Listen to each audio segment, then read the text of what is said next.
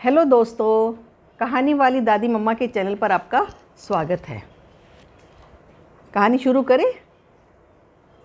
आज की कहानी मेरी एक रिक्शा वाले की बेटी की कहानी है। माला उसका नाम है। माला के पिता रिक्शा चलाते हैं जिनका नाम रामधारी है। माला के 2 और भाई बहन हैं। तीनों भाई बहन मिलकर सरकारी स्कूल में पढ़ने जाते हैं और पिता रिक्शा चलाकर परिवार का पालन पोषण कर रहे हैं और उनकी मम्मी अक्सर बीमार रहती है।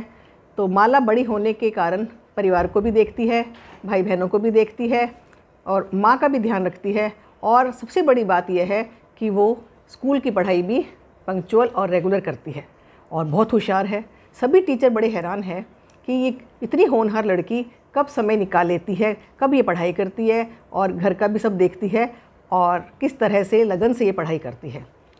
कई बार परिवार में ऐसी स्थिति आई कि पिता ने कहा कि बेटी तुम पढ़ाई छोड़ दो, अब मुझसे नहीं हो पाएगा, घर भी देखो और मैं फ़ीस नहीं दे पाऊँगा।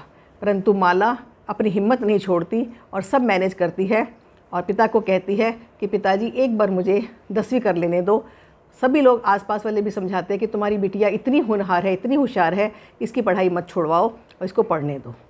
जब सब लोग इतनी तारीफ़ करते हैं तो रामधारी को भी लगता है कि वाह, जब मेरी बेटी इतनी होशियार है तो मुझे भी थोड़ी सी हिम्मत और करनी होगी। तो कई बार तो वो रात रात को भी रिक्शा चलाते हैं ताकि मैनेज कर सके, थोड़ा परिवार, दवाइयाँ, सब चीज़ों को वो उनके बच्चों की फ़ीस उनका मैनेज कर सके। तो अब जब 10वीं की परीक्षा का रिज़ल्ट आउट होता है तो माला ने 95% नंबर लिए, 95% नंबर। सभी लोग इतने खुश होते हैं। स्कूल में प्रिंसिपल, टीचर माला को बधाई देते हैं। प्रेयर के समय माला की बहुत तारीफ़ की जाती है और प्रिंसिपल और सभी उसकी मैडम कहती हैं तुम आज अपने पिता को स्कूल में बुला कर लो।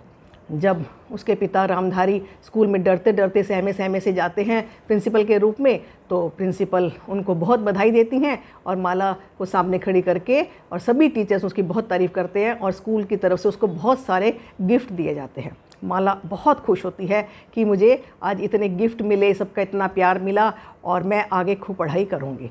परंतु पिता भी मन में ये सोचते हैं कि आज मैं भी अपनी बेटी को कुछ दूँगा, जो उन्होंने बड़े मन में सोचा हुआ था। तो वो बाहर से अपनी बेटी माला को एक बड़े से होटल में खाना खिलाने लेके जाते हैं। और जब वो 5 स्टार होटल होता है, जब अपनी रिक्शा एक तरफ लगाकर और अंदर हॉल में जाता है और एक वेटर को आवाज़ देता है कि भैया मेरी इस बेटी के लिए 1 थाली खाना ले आइए। तो वेटर बड़ा हैरान होता है कि क्या तुम नहीं खाना खाओगे?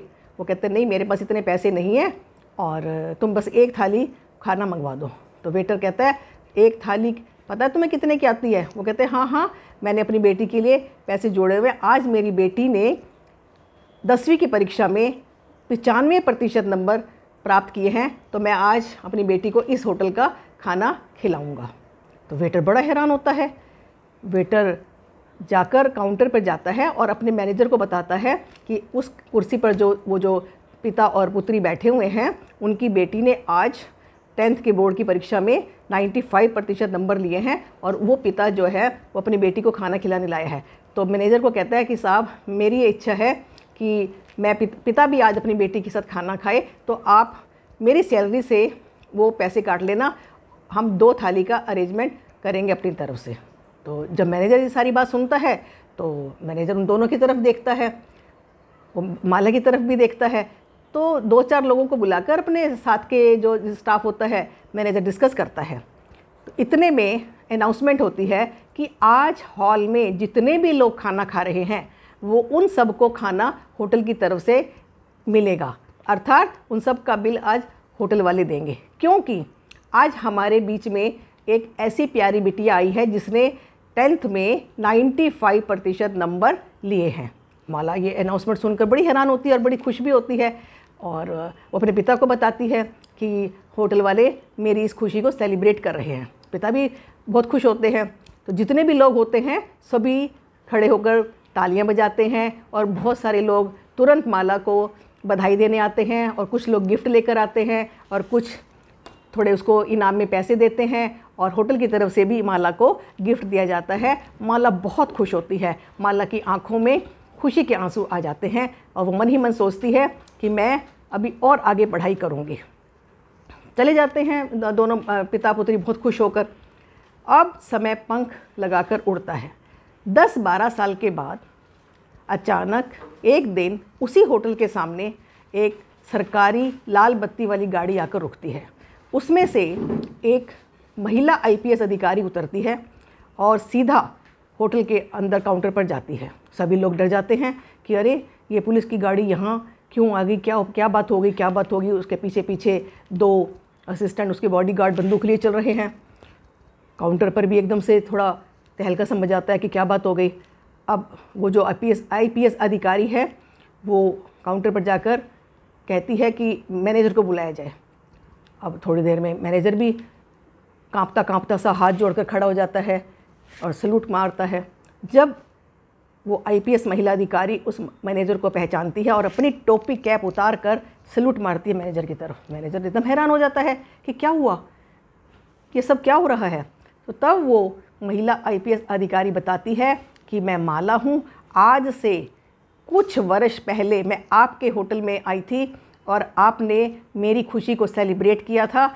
उससे मुझे इतनी ज़्यादा हिम्मत मेरी आपने बढ़ाई थी, मेरी इतनी हौसला अफजाई करी थी कि मैंने मन में आगे पढ़ने की ठान ली और आईपीएस का एग्ज़ाम क्लियर किया और आज आपके सामने मैं उस दिन का धन्यवाद देने के लिए आई हूँ।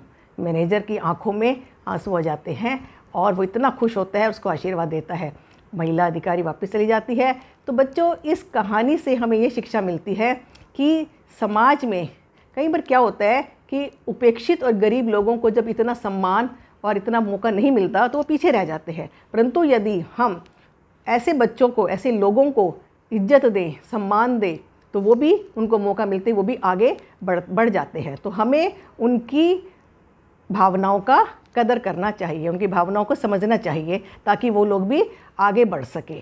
तो कैसी लगी आपको ये कहानी? अगर आपको ये कहानी अच्छी लगी तो आप इस कहानी को प्लीज़ लाइक करें, शेयर करें और कमेंट करें। और जिसने अभी तक सब्सक्राइब नहीं किया वो सब्सक्राइब भी करें। अगले हफ्ते फिर मिलते हैं एक नई वीडियो के साथ। बाय बच्चों, तब तक।